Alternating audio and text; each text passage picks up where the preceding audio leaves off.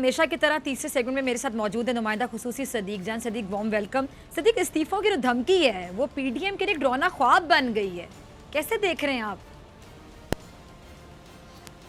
जी बिल्कुल, आपने ठीक कहा, ये डरावना ख्वाब बन गया इनके लिए। उसकी वजह यह है कि इन्होंने कहा तो सही कि हम इस्तीफ़े देंगे, लेकिन अब ना तो इनके अपने पार्टी अरकान इस बात पर मुत्तफिक हैं, और सबसे बढ़कर यह कि आपकी मेरी हम सब की तवक्कुआत पे बिल्कुल पूरा उतरे हैं आसिफ अली जरदारी साहब। आसिफ अली जरदारी साहब ने बेहतरीन खेल खेला है पीडीएम के साथ, और अब उन्होंने आकर कह दिया पीडीएम को कि हम ज़िमनी इंतखाबात में भी हिस्सा लेंगे, हम सेनेट इंतखाबात में भी हिस्सा लेंगे, और सिंध हुकूमत से तो बिल्कुल इस्तीफ़े नहीं देंगे।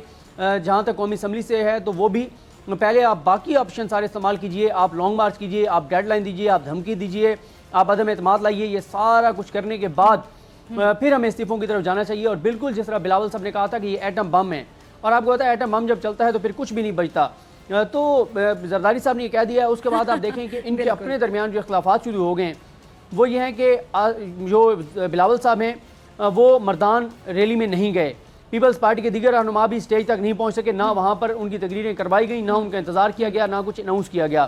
फिर आप देखें बिलावल साहब ने मौलाना फजल रहमान को दावत दी कि वो 27 दिसंबर के जलसे में शरीक हों बेनज़ीर की बरसी के मौके पर लाड़काना में।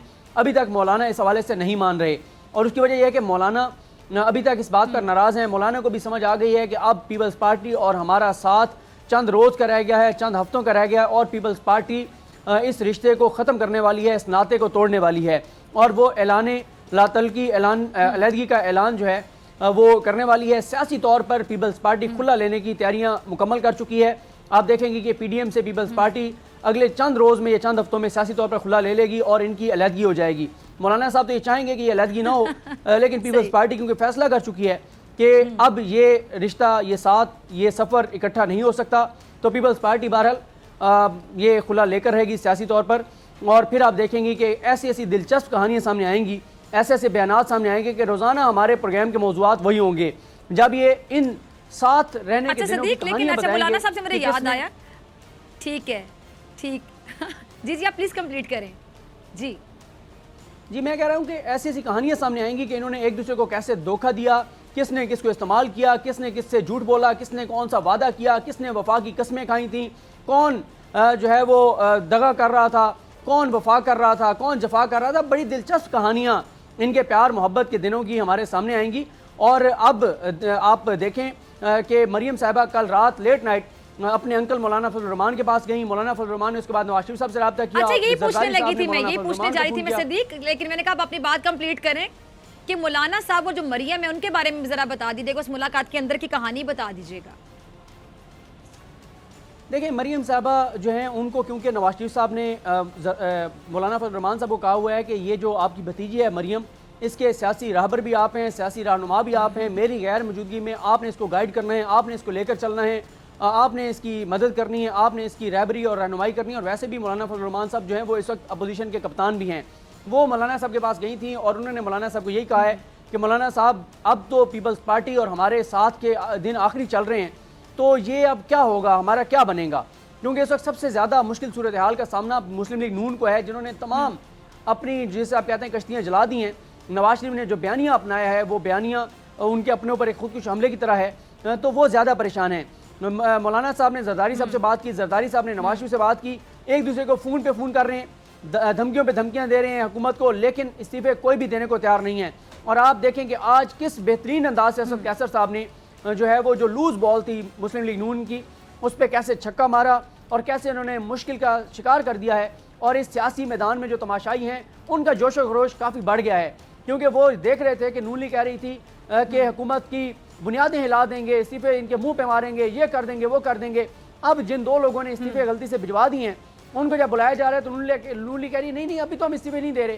तो इसलिए जो तमाशाई हैं उनका जोश व खरोश बढ़ गया है कि जो धमकियाँ दिया करते थे, जो चैलेंज दिया करते थे, जो दावे किया करते थे, जो कहते थे कि बस हुकूमत चंद दिनों के मेहमान है, अब वो कहते हैं कि हम अपने इस्तीफे अपने सीने से लगा कर रखेंगे, हम अपने इस्तीफ़ों को अपने से जुदा नहीं करेंगे। और आप देखेंगी कि हर आने वाले दिन आप मज़ीद दिलचस्प खबरें, और अब जो है ना ये पीडीएम की तहरीक अब सोर्स ऑफ इंटरटेनमेंट होगी, लोगों के लिए इंटरटेनमेंट का जरिया होगी। अब इसमें से खौफ निकल गया है, धमकियाँ निकल गई हैं।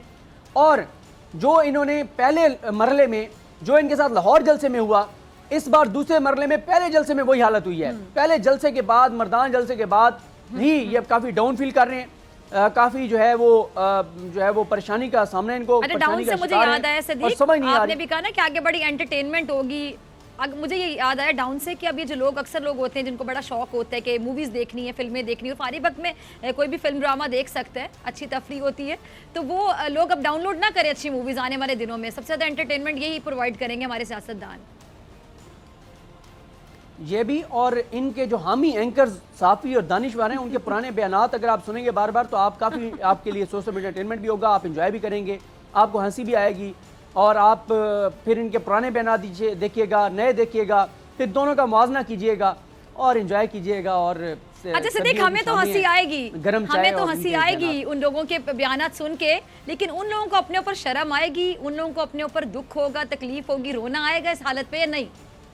क्योंकि अपने ऊपर तो वो हंस नहीं सकते।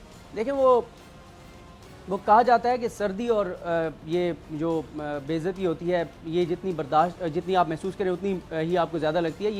ये ढटाई इनके अंदर बहुत ज़्यादा है ना, ये महसूस करते हैं, इसलिए इनको बिल्कुल महसूस नहीं होगी। ये नए लॉजिक्स लाएंगे, इंटरेस्टिंग चीज़ें लाएंगे, तो ये इसी तरह से चलता रहेगा। यानी हार नहीं मानेंगे, ढटाई इनकी पीक पे ही रहेगी। ठीक है सदीक जान, आपकी बड़ी खबर के लिए और आपके तज्जिए के लिए।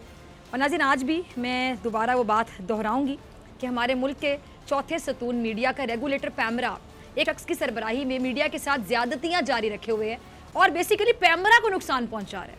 हमारी वज़ीर आज़म से दरख्वास्त है कि सलीम बेग, जिसके पास ना मुतालिका डिग्री है ना ही मुतालिका तजर्बा है, उस नाअहल शख्स को, सलीम बेग को, ओहदे से फौरी हटाएं। जब तक सलीम बेग चेयरमैन पैमरा के ओहदे पर बैठे रहेंगे तब तक हमारा एहतजाज जारी रहेगा इन काली पट्टियों के साथ। सब्सक्राइब करें और बेल दबाएं ताकि कोई खबर रह न जाए।